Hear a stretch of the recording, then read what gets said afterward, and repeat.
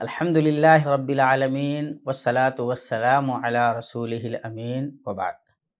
معزز ناظرین، بزم قرآن کی اس محفل میں آپ کا استقبال ہے۔ آج کی اس محفل میں ہم مصحف شریف کی تعظیم کے سلسلے میں گفتگو کریں گے، لیکن اس سے پہلے آئیے ہم جانتے ہیں کہ مصحف کیا ہے۔ قرآن کریم اللہ تبارک و تعالیٰ کی نازل کردہ کتاب ہے، اور مصحف اس کتاب کا نام ہے جس کے اندر قرآن کریم جمع ہے، لکھی ہوئی شکل میں۔ جس کتاب میں اللہ تبارک و تعالیٰ کا کلام ہے اس کو مصحف کہتے ہیں۔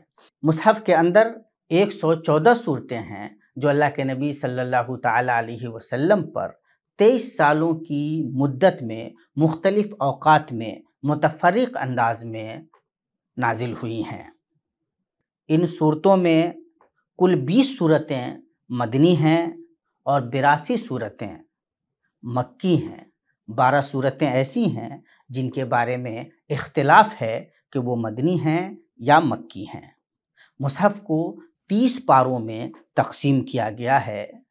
ہر پارہ 2 حزب میں ہے اور ہر حزب 4 چوتھائی میں ہے۔ یوں قرآن کریم 240 چوتھائیوں پر مشتمل ہے۔ یہ پارے حزب اور چوتھائی متعین ہیں اور قرآن کریم کے تمام مصحفوں میں اس کو نشان زد کر دیا گیا ہے۔ قرآن کریم یعنی وہ مصحف جس میں قرآن کریم جمع ہے، اس کی تعظیم اور اس کی توہین کا حکم کیا ہے؟ ظاہر ہے کہ قرآن کریم یعنی مصحف کی تعظیم کا مطلب یہ ہے کہ ہم اس کے نازل کرنے والے کی اور اس کے اندر جو کلام ہے اس کی تعظیم کر رہے ہیں۔ یوں اگر کوئی اس مصحف کی تعظیم نہیں کر رہا، اس کی توہین کر رہا ہے، تو اس کا واضح مطلب ہے کہ وہ اللہ کی اور اللہ کے اتارے ہوئے کلام کی عزت نہیں کر رہا، توہین کر رہا ہے۔ پوری امت کا اجماع ہے کہ قرآن کریم کی تعظیم واجب ہے اور اس کے ساتھ چھیڑ چھاڑ کرنا یا اس کی اہانت کرنا حرام ہے۔ ایک مسلمان کے لیے کسی بھی صورت میں یہ درست نہیں کہ وہ قرآن کریم کے سلسلے میں کوئی بھی اہانت آمیز رویہ اپنائے۔ جیسے اگر کوئی آدمی قرآن کریم کو جہاں تہاں گندگی کی جگہ پہ ڈال دیتا ہے یا ایسے ہی اس کو کوئی عزت نہیں دیتا، ادھر ادھر پھینک دیتا ہے، تو یہ کسی مسلمان کا شیوا نہیں ہو سکتا۔ قرآن کریم یعنی مصحف شریف کی تعظیم کی مختلف شکلیں ہو سکتی ہیں۔ جیسے اہم ترین بات یہ ہے کہ قرآن کریم کو چھونے سے پہلے ایک مسلمان کو وضو کر لینا چاہیے۔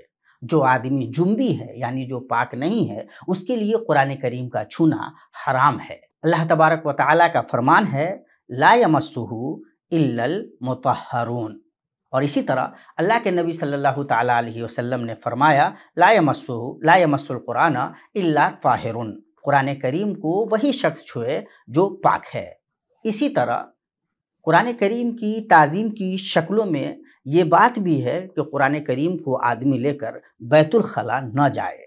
ہاں، اگر اس بات کا آپ کو ڈر ستا رہا ہے کہ آپ قرآن کریم کو لے کر بیت الخلاء نہ جائیں گے تو قرآن کریم گم ہو سکتا ہے، مصحف کو لے کر کے چرا کر بھاگ سکتا ہے، تو ویسی صورت میں آپ چھپا کر اندر لے جا سکتے ہیں۔ اسی طرح اس کی تعظیم کا تقاضا یہ ہے کہ قرآن کریم کو تکیہ نہ بنایا جائے، اس پہ ٹیک لگا کر آدمی نہ بیٹھ جائے۔ اسی طرح قرآن کریم کی تعظیم کا حق یہ ہے کہ اسے جہاں تہاں زمین پہ جیسے ہی نہ رکھ دیا جائے، بلکہ اس کی عزت کی جائے اور اسے ہمیشہ بڑے مقام پہ، بڑی جگہ پہ رکھا جائے اور اس کے اوپر کسی دوسری کتاب کو یا کسی دوسری چیز کو نہ رکھا جائے۔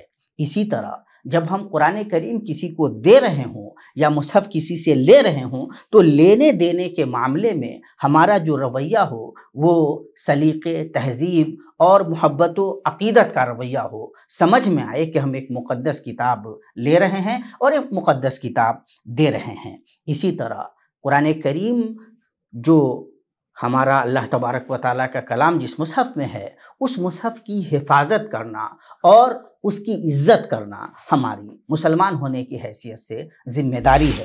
اگر کسی بھی کتاب میں، عام سی کوئی کتاب ہے، کوئی اخبار ہے، اگر اس میں قرآن کریم کی آیتیں لکھی ہوئی ہیں تو اس اخبار، اس کتاب کی حفاظت کرنا اور اسے ضائع نہ کرنا، اس کی توہین نہ کرنا یہ بھی ہمارے لیے ضروری ہے۔ چنانچہ اگر کسی کتاب میں قرآن کریم کی آیتیں لکھی ہوئی ہیں اخبارات میں، اور یہ ڈر ہے کہ کہیں ان کی اہانت نہ ہو جائے، تو ویسی صورت میں انہیں مناسب جگہ پہ محفوظ کر دینا چاہیے، اور اگر یہ ممکن نہ ہو تو ویسی صورت میں ہم انہیں جلا بھی سکتے ہیں، اور جلانے کی اجازت ہے تاکہ ان کی اہانت سے انہیں بچایا جا سکے۔ اللہ تبارک و تعالیٰ سے دعا ہے کہ اللہ تبارک و تعالیٰ مصحف شریف کی عزت و تکریم کے جتنے راستے ہیں ہمیں انہیں اپنانے کی توفیق دے، اور قرآن کریم کی توہین سے، اس کی شان میں گستاخی سے ہمیں بچائے۔ اقول قولی ھذا واستغفر اللہ لی ولکم ولسائر المسلمین فاستغفروہ انہ ھو الغفور الرحیم۔